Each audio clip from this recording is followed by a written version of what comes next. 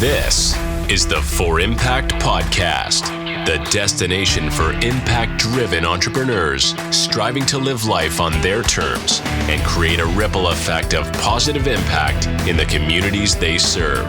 Where we put your success stories center stage, dissecting the lessons learned and sharing insights and ideas that'll help you amplify your impact. And now, here's your host, Jared Ernie. Last week, I had a big scare. This has never happened to me before, but I actually went into anaphylactic shock. I've never been allergic to anything like this, and so it caught me by surprise. But here's what happened. I already had kind of like a little bit of a stomach issue going on that day, and it cleared up by the evening. And so I went out to eat with a friend. Didn't think there would be any problems from doing that.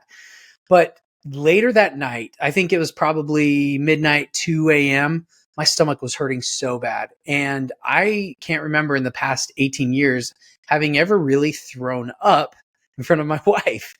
But I went into violent throwing up, and it was terrible.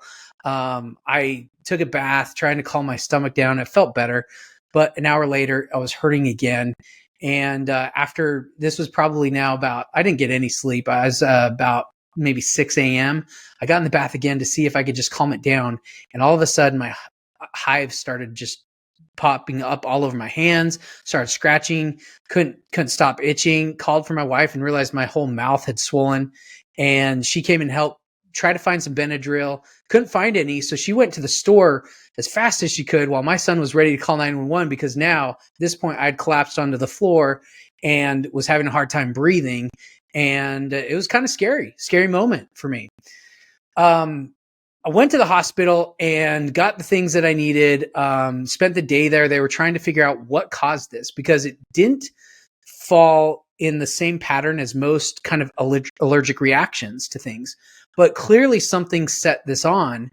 And so the big concern for me was, we could cover up the symptoms and take Benadryl and an epi and fix myself. But at the end of the day, there was a root cause that we needed to address. And what was that exactly? And it got me thinking about marketing. Now, I'm going to take this, of course, to a marketing spin, but just to kind of put some closure to that story, end result is probably 95%. I'm pretty sure that I had histamine food poisoning. And what that is when you consume food where there was a bacteria probably on that food that actually secretes histamine. And even though you can cook the bacteria dead, that histamine is still on that food. And so when you ingest that histamine, goes through your whole digestive system in your body, and then you start to have allergic reaction effects from it. So though I don't believe I am actually allergic to something, I think that was a histamine effect that I had. And that to me was what we've identified as most likely the root cause of what happened. But here's the thing, when I think of how anaphylactic shock caused me to think about how do I look at marketing differently, many of the business owners that I work with are suffering from symptoms of poor marketing, and they're covering up those symptoms by throwing money at this traffic source or this agency doing this or this thing and this thing. And they're trying to generate more results. But at the end of the day, it's not going to give them the results they want, because they are actually suffering from poor marketing principles foundationally.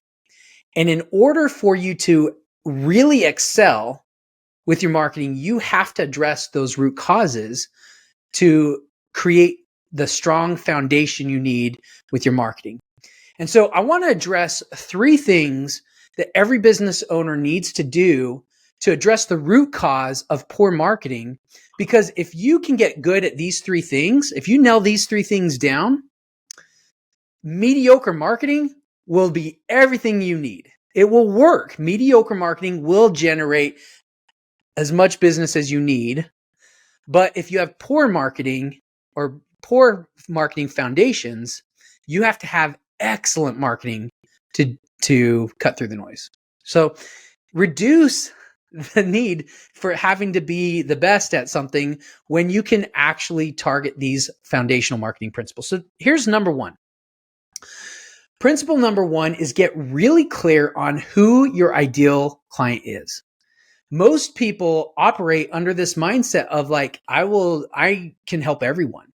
And when you try to market to everyone, you market to really no one. It's so hard to cut through the noise because you're just blending in more than standing out. But if you really want to get good at your marketing, you have to define, niche down, find out who your ideal client is so that you can speak to them in a very transformational way. So here's an example. Today I was speaking with a pressure washer who told me he's figured out that about 75% of his clients are actually the women making the decisions.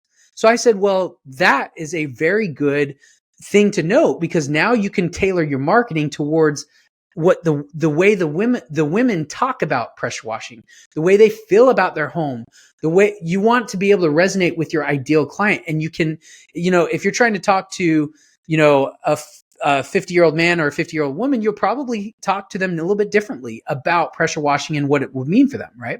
So getting really clear on who your ideal client is one thing, and then getting really clear on what their pain points are and what their ultimate desires are. Number two is, are you selling your service or are you selling the transformation of your service?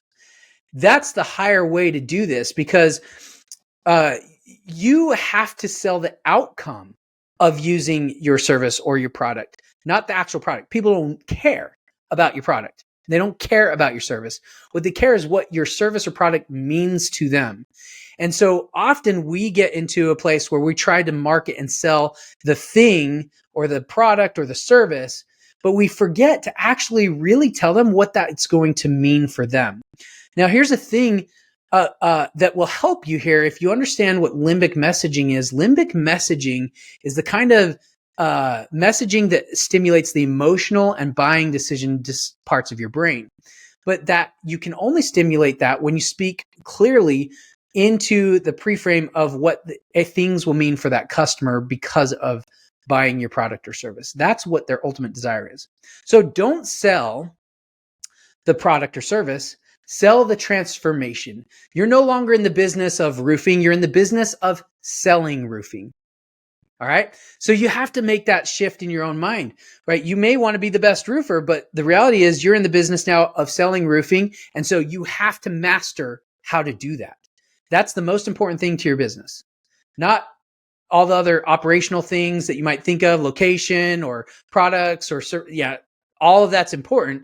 But the very most important thing is learning how to master your marketing and sales, because without it, you will never have that path to bring your message to market, and you will never resonate. You will always struggle if you don't do that. So focus, that is the most important part. Most businesses, I feel, operate under this mindset that marketing is this necessary evil to doing business. And because of that, they want to figure out how to cut costs and how to, get shortcuts and just hire someone to do it for them. You're doing yourself a disservice if you don't put in the work to master it yourself. One, because it's much better done by you in the beginning than someone else. And two, because you can actually call people out on their BS when they're not doing it right. You need to understand good marketing principles. It's imperative.